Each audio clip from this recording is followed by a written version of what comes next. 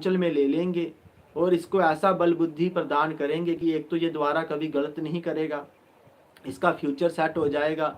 और जो पिछला हिसाब किताब है अब वो सारा भगवान अपने ऊपर ले लेंगे।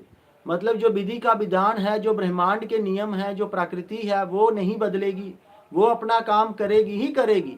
अगर रिंकू ने पिछले जन्म में किसी को 10 थप्पड़ मारे हैं तो वो ब्याज के साथ रिंकू पर वापस आने हैं। पर अब क्या होगा कि उसका सिर्फ 10% या 2% रिंकू को मिलेगा, बाकी सभी जो मार है, वो जो आग है, वो जो परेशानियां हैं, वो श्री भगवान जी अपने ऊपर ले लेते हैं। वो राम जी, कृष्ण जी, शिव शंकर, भोलेनाथ जी, जगत जननी जगदम्बा अपने ऊपर ले लेती है। तो जो भक्त ये कहते हैं कि हे भगवान मेरी रक्षा करो, मुझे बचाओ, मेरे दुखों को दूर करो, तो मैं उनसे इतना कहना चाहता हूँ कि इस बात को याद रखना सभी कि वो जो तुम्हारी परेशानियाँ थी, बीमारियाँ थी, दुख था, कष्ट था, क्लेश था, दर दर जो तुमने भटकना था, वो सब अब आपके भगवान, आपका इष्ट सहन करेगा। तो कोई भी ये ना सोचे कि मैं ठीक हो गया, अब तो मेरी जान छूट गई, तो मैं तो अब जो मर्जी करूं, ऐसा कभी नहीं सोचना।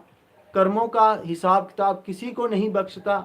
आपके वो दुख आपके माता पिता, आपका भगवान, आपका गुरु अपने ऊपर लेके उन सबको भोगेगा। कर्मों का फल भोगना पड़ता है। आप भोगो, आपके माता पिता भोगें, चाहे आपके बच्चे भोगें, तो चाहे आपका इष्ट देवता भोगे, तो चाहे आपके सदगुरु देव भोगें, तो चाहे आपका परमात्मा भोगे, तो चाहे कोई ऋषि मुनि भोगे। कर्मों के फल से आप बच नहीं सकते हो, वो आप लोगों को भोगने ही पड़ेंगे। और अगर आप किसी की शरण में चले गए हो और अब ये सोच रहे हो कि आप कुछ भी कर सकते हो, तो इस मूर्खता में कभी मत रहना। क्योंकि भगवान ने तो आपको उस विधि के विधान से बचा लिया और खुद भुगत रहे हैं।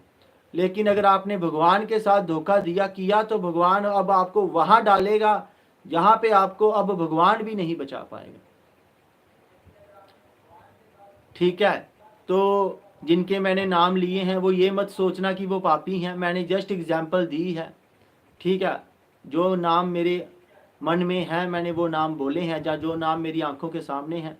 तो कोई भी ये मत सोचना कि रिंकू या जगन्नाथ या नगीना नूतन ये पापी हैं, ऐसा कुछ नहीं है। ठीक है, तो सच्चे हृदय से जो भी राम दरबार में नित्य सच्चे मन से अर्जी लगा रहा है, वो इस बात को याद रखे कि अब उसके 90% जो कर्म है वो उनके सदगुरु देव भुगतेंगे। जैसे मान लो सिद्धि सोनी को 10 साल तप करने के बाद अगर संतान की प्राप्ति होनी होती, अब सिद्धि अगर राम दरबार में आके सच्चे मन से प्रार्थना करते हुए क्रिया कर रही है, तो वो जो परेशानी है वो 90% कट हो जाएगी। अगर 10 साल का 90% काट लें तो वो सीधा सीधा 9 साल खत्म हो जाते हैं। जो सिद्धि सोनी को 10 साल में मिलना था अब वो 1 साल में मिल जाएगा। ना कोई बीमार है, ना ही कोई ठीक है, सब अपने कर्मों का फल भोग रहे हैं। जिसके अच्छे हैं वो गाड़ियों में घूम रहा है, जिसके बुरे हैं वो दर दर भटक रहा है।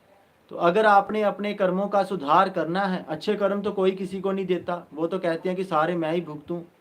लेकिन जो दूसरे कर्म हैं, वो बुरे कर्म जो, उसमें सभी कहते हैं कि जितना बट जाए उतना अच्छा है।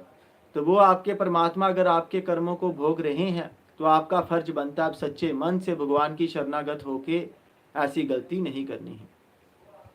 तो चाहे आपकी नौकरी में परेशानी हो, चाहे आपकी शादी में परेशानी हो, चाहे संतान की उत्पत्ति में हो, चाहे नेगेटिविटी की हो, चाहे पितृ दोष की हो, चाहे प्रेत दोष की हो, चाहे देव दोष की हो, आप हमारे साथ क्रिया कीजिए और सच्चे मन से सदगुरुदेव हनुमान को साक्षी रख के भगवान सियापति रामचंद्र की शरणागत होइए।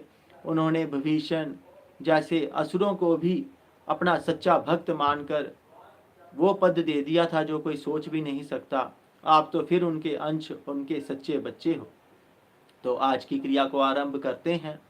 सभी सच्चे हृदय से अपना नाम लिखिए, जय श्री राम लिखिए और मेरे साथ प्रार्थना कीजिए, सीताराम सीताराम सीताराम।